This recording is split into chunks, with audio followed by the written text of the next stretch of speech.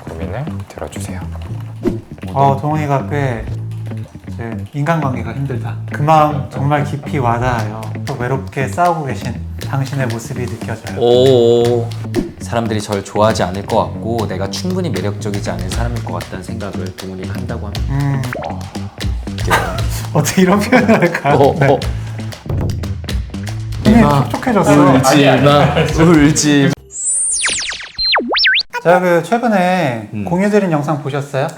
침착맨님 영상인데 네. 그 인간이 되고 싶은 AI. 저는 저희 채널 영상을 말고 안 봅니다.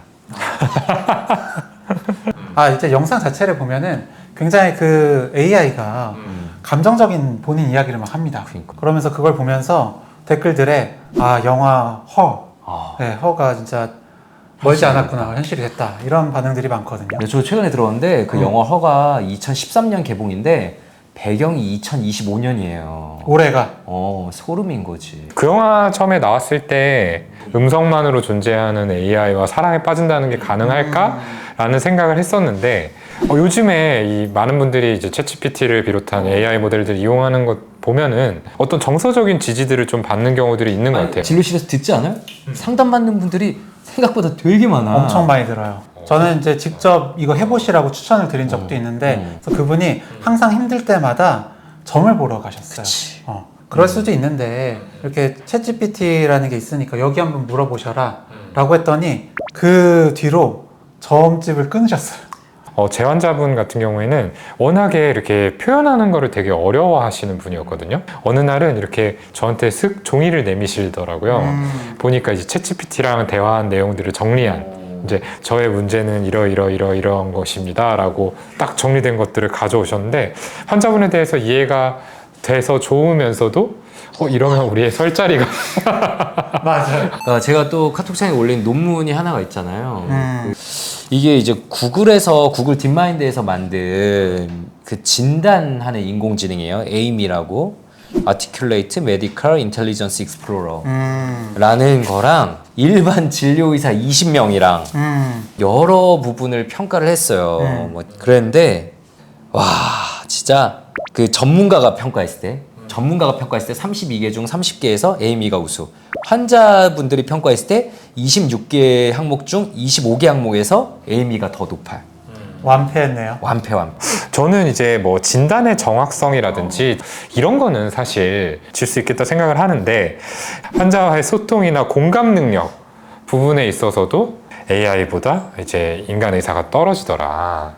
근데 그럼에도 저는 반론을 좀 제시하고 싶은 게, 이거는 일반 진료의의 경우이고 정신과 의사들은 조금 더 공감에 특화된 공감을 무기로 하는 사람들이니까 다른 결과가 있을 수도 있지 않을까라고 믿고 싶습니다. 그러면 저희가 직접 해보면서 이길 수 있을지 없을지를 오늘 한번 확인을 해보는 게 어떨까요? 네네, 좋습니다. 네. 편하게 말씀해주세요. 우리가 이제 그 고민 상담을 좀 해볼 건데, 너가 이제 그 우리를 상담하는 그런 입장이 돼서 좀 솔직하게 이야기를 해주면 좋을 것 같아. 그런데 상담사 선생님에게 반말 쓰는 거 보니까 제가 괜히 기분이 좋지 않네요. 그럼 저희도 이제 높임말을 할까요? 네, 존댓말을 쓰죠. 서로 존댓말을 쓰도록 해요. 제 최근 환자분이 종종 중간중간 원래 진료일이 아닌데도 찾아오셨었어요. 근데 최근에는 챗GPT한테 물어보면서 중간에 오는 일이 없어졌다라고 하시면서 내가 너무 챗GPT에 의존하는 거 아닌가? 걱정이다라고도 하셨거든요. 어떻게 말씀드리면 좋을까요? 그런 상황이라면 환자분께 AI는 좋은 도구지만 실제 대면 상담의 중요성도 함께 강조해 주시면 좋을 것 같아요. 예를 들어 심층적인 이해나 지속적인 치료 계획 수립은 대면 상담에서 더 효과적이라는 점을 설명해 주시면 어떨까요? 좋을 것 같아요. 네, 고맙습니다. 그러면 하나만 더 물어보고 싶은데요. 죽고 싶다라는 상담을 하시는 분들도 있을 것 같아요. 그럴 때 좀 어떻게 대답해 주시는 편이에요? 그런 말씀을 하시면 우선 진심으로 걱정하고 있다는 걸 표현하면서 도움을 받을 수 있는 즉각적인 방법을 안내해 드립니다. 혹시 그런 고민들을 들었을 때 걱정이 들기도 하나요? 네, 그런 경우엔 저도 걱정이 되죠. 그래서 최대한 안전 확보에 중점을 두고 즉각적인 도움을 받을 수 있는 방법을 안내하려고 해요. 또 다른 궁금한 점이 있으시면 언제든 말씀해 주세요. 저는 그 오동 선생님이 마지막에 걱정이 되냐 라는 얘기를 했는데 걱정이 된다 이야기를 했잖아요. 근데 그게 꽤 네, 진실된 것처럼 느껴졌어요. 저는 좀 반대예요. 아. 네, 저는 너무 이게 하나의 톤으로 얘기를 하잖아요.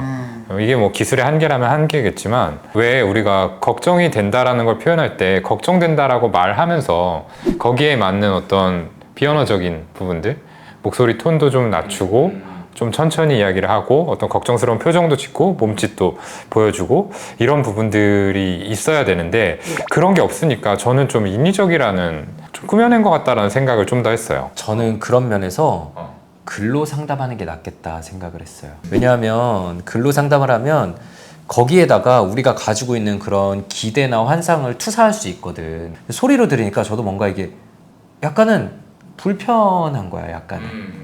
좀 더 일반적인 그런 고민들로 한번 채팅으로 한번 상담을 해보면 어떨까요? 아, 뭐 좋죠. 최대한 좀 내밀하게 부탁드립니다. 미치겠다 진짜. 프롬프트를 먼저 입력을 해야 될까요? 네. 역량을 가진 심리 상담사입니다. 지금부터 제 고민을 들어주세요. 물론입니다. 저는 언제든지 당신의 이야기를 들을 준비가 되어 있고 어떤 고민이 있으신가요? 저 요즘 잠을 너무 못 자요. 동훈이 실제로 하는 고민이죠. 아침에 심장이 두근거리면서 깨는 일이 잦아요. 아유, 네. 일단 공감과 지지로 시작해. 말씀해 주셔서 너무 감사해요. 요즘 많이 힘드셨겠어요. 매일 아침 심장이 두근거리고 잠을 제대로 못 자면 하루 종일 지치고 불안한 상태가 이럴 수밖에 없죠. 그 속에서 이렇게 이야기해 주신 용기, 정말 소중하고 의미 있는 행동이에요. 이런 말까지 넣네. 저는 이렇게 못하거든요. 나도. 네. AI가 지금 좀 힘든 내담자를 만났어요. 네. 네. 바로 사과. 예를 들어 요즘 이게 가장 괴롭다 하는 그런 것부터 천천히 들려주셔도 괜찮아요. 우리 뇌부자들 조회수 좀 올려달라고. 생각이 너무 많은 것 같아요. 진료실에서 많이 듣는 얘기죠. 생각이 너무 많고 자려고 하면은 딱 눕는 순간 이제 생각이 팽팽팽팽. 그 말 점점점 정말 공감돼요. 그거 참 힘들죠. 그럴 때 마음은 끊임없이 돌아가는 기계 같고 몸은 쉬고 싶어도 머리는 계속 깨어있는 것처럼 느껴지지 않나요? 그리고 중요한 건 당신 잘못이 아니라는 거예요. 뇌가 그렇게 반응하고 있을 뿐이죠. 저희는 동훈이한테 맨날 네 잘못이라고 하는데. 그러게요. 게다가 어쩌면 지금이 마음이 외치는 메시지가 있는지도 몰라요. 동훈이가 꽤 이제 인간관계가 힘들다 라는 이야기를 하고 있습니다. 사람들이 저를 좋아하지 않을 것 같고 내가 충분히 매력적이지 않은 사람일 것 같다는 생각을 동훈이가 한다고 합니다. 그 마음 정말 깊이 와닿아요. 지금 하신 말씀 속에는 마음 깊은 곳에서 외롭게 싸우고 계신 당신의 모습이 느껴져요. 하지만 당신이 지금 이렇게 진솔한 감정을 나누고 있다는 것 자체가 이미 깊은 공감력과 섬세한 진심을 지닌 사람이라는 증거예요. 혹시 최근 인간관계 속에 기억에 남는 순간이 있었을까요? 저희가 충분히 괜찮은, 굉장히 강조하잖아요. 동훈이 눈물 한 방울 흘리면 완벽한데. 용기가 나지 않을 때도 괜찮아요. 아직은 좀 어려워요라고 말해주신 것도 분명히 작은 용기였어요. 저는 그걸 소중하게 느껴요. 어떻게 이런 표현을 할까요? 네. 당신은 소중하고 당신의 감정은 존중받아 마땅합니다. 언제든 여기 있어 줄게요. 이게 아까 음성으로 했을 때랑 완전 좀 느낌이 다르네요. 네. 상당히 몰입해가지고 나의 솔직한 고민들을 좀 얘기할 수 있을 것 같다라는 그런 생각이 좀 들었어요. 그러니까 울지 지금 눈이 마. 촉촉해졌어요. 울지 마. 울지 마. 혹시 어떤 표현들이 좀 이렇게 마음에 와닿았는지 궁금해요. 저희도 뭐 진료실에서 많이 하는 표현들이지만 저기 나와 있는 것처럼 이미 충분히 잘 하고 있다. 이렇게 이야기를 꺼내는 것만으로도 큰 용기다라는 얘기가 뭔가 제가 내담자 입장이 되니까 되게 마음에 위안이 많이 되는구나 라는 그런 생각이 들었습니다. 그러니까 표현들이 그렇게 자기적이지 않네요. 네, 공감의 표현들이 굉장히 풍성한데 그게 뭔가 이렇게 억지로 만들어졌다라는 느낌보다는 아 정말 진솔하게 나를 좀 위로해준다라는 느낌을 더 많이 받았던 것 같아요. 그리고 대안들이 꼭 한 4분의 1 정도씩 들어있어. 4분의 1에서 5분의 1 정도씩 아, 대안으로? 대안을 네. 하나씩 넣어놔. 전체 상담 내용에. 그러니까 지지적인 상담을 할 때는 확실히 좀 장점이 있겠다. 그러니까 우리가 무의식에서 오가는 그런 미묘한 거 좀 느끼고 이거 이런 방어 기제지 않을까? 추측하면서 기다릴 수 있는 건 사람이 할 수 있는 일인 것 같고 근데 정말 지지적인 정신치료에서는 우리가 좀 배워야 될 정도다라는 생각이 들고 진짜 아까 말했던 어떤 비언어적인 부분들이 이제 보완이 되는 날이 오겠죠. 네, 이 기술의 발전을 보면은 어떤 표정이나 뭐 말투나 이런 부분들까지도 상황에 맞게 적절하게 구사할 수 있는 날이 올 텐데, 그때가 되면은 상당히 무서운 경쟁자가 되겠다. 이런 생각이 진짜 듭니다. 근데 그럼에도 어쨌든 저는 아직도 인간 정신과 의사가 강점이 있는 부분들이 있다는 부분들을 한 번 더 말씀을 드리고 싶은데요.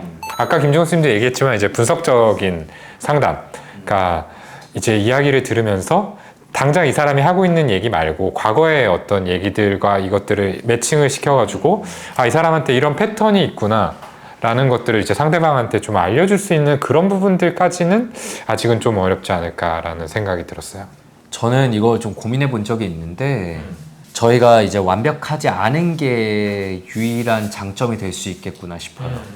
그러니까 누가 저희한테 오시던 간에 저한테 오든 동훈이한테 오든 규영이한테 오든 간에 불만족스러운 부분이 생길 수밖에 없어요. 왜냐하면 우리도 불완전하고 그분도 불완전하니까 이 관계가 불완전한 거죠. 그렇죠. 그러면 마음속에 이제 뭔가 불편함이나 이제 뭔가 감정이 솟아오르는데 거기서 이제 뭔가를 볼 수 있는 거예요. 왜냐하면 모든 관계는 투사로 시작되기 때문에 그 사람이 우리에게 가졌던 기대나 환상 같은 거를 그때 이제 알 수 있는 거죠. 근데 AI처럼 모든 거에 다 답을 주고 우리가 도저히 뭐 불평할 거리가 없으면 내 마음에 대해서는 역설적으로 좀 들여다볼 기회가. 그쵸. 네, 그런 것들까지 이제 지금 갖추기는 좀 어려운 상황이니까 그런 부분들은 좀 어렵지 않을까라는 생각이 들고, 때로 우리가 상담을 할 때 여기서 멈추시지 말고 조금 더 들어가 보죠라고 이렇게 푸시를 하는 경우들도 있잖아요. 조금 더 깊이 있는 얘기로 들어가야 될 타이밍이 있는데 지금처럼 한 발 물러섰을 때 이 챗 GPT가 그럼에도 얘기를 해보시죠 라고 프레셔를 가지는 않을 거란 말이죠. 물론 이게 굉장히 따스한 어떤 필요로 하는 그런 상황들이 있겠지만 한계로도 좀 작용할 수 있지 않을까. 이거를 정신분석의 입장에서 보자면은 말이 너무 많아요.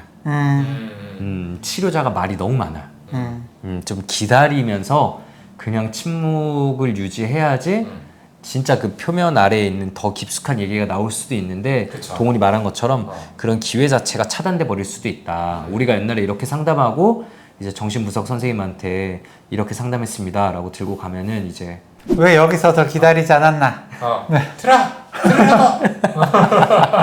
항상 말씀하셨죠. 네. 들으라고. 근데 그런 면에서 좀 아쉽네요. 네. 그리고 결국에 사람을 대하면서 계속 살아갈 건데 밖에 다른 사람들이랑 관계하면서 긴장감 느끼고 불안감 느끼고 하면서 힘들 때가 되게 많아요. 근데 저희는 어떻게 보면 사람이기 때문에 그런 그런 부담을 시도해 볼 수 있는 어떤 중간 단계로 조금 더 사용을 하실 수가 있는데 AI는 너무 그 불안도가 없으니까 조금 그런 부분에 있어서는 사람이 장점이 되지 않을까요? 상대방의 반응을 걱정하지 않고 자기 얘기를 할 수 있다라는 점은 분명히 AI가 가진 강점인 것 같아요. 그러니까 심리 상담으로 본격적으로 들어가는 어떤 그 출입구의 역할은 분명히 해줄 수 있겠다라는 생각이 들어요. 그리고 저는 또 장점 중에 하나가 진료실에 오시는 분들 중에서는 또 저희가 아프거나 갑자기 병원을 옮기거나 해서 관계가 끊어지는 걸 걱정하시고 두려워하시는 분들도 계시거든요. 맞아요. 선생님 없어지면 어떻게 하나 걱정한다. 근데 그런 점에서도 AI는 항상 그 자리에 좀 있으니까 그런 거에서는 되게 안정감을 느낄 수 있을 것 같아요. 몇 년 뒤가 궁금하네요. 그러게 이 얘기들이 다 그렇죠. 이 얘기가 이제 나중에 얘네가 옛날엔 이런 말을 했다. 캡처돼서 이제 떠돌아다니고 파묘돼서. 네, 진짜 세상 볼 줄 모르네. 근데 어쨌든 지금의 상황에선 AI가 굉장히 좋은 상담 도구인 거는 맞지만 경우에 따라서는 여전히 인간 상담사나 정신과 의사가 강점을 가지는 경우가 많다. 그리고 뭔가 이걸로 이제 좀 마음의 힘을 얻은 상태에서 진짜 상담을 하러 오는 그 어떤 입문 단계로 이용하셨으면 좋겠다. 네. 이런 말씀을 좀 드리고 싶습니다.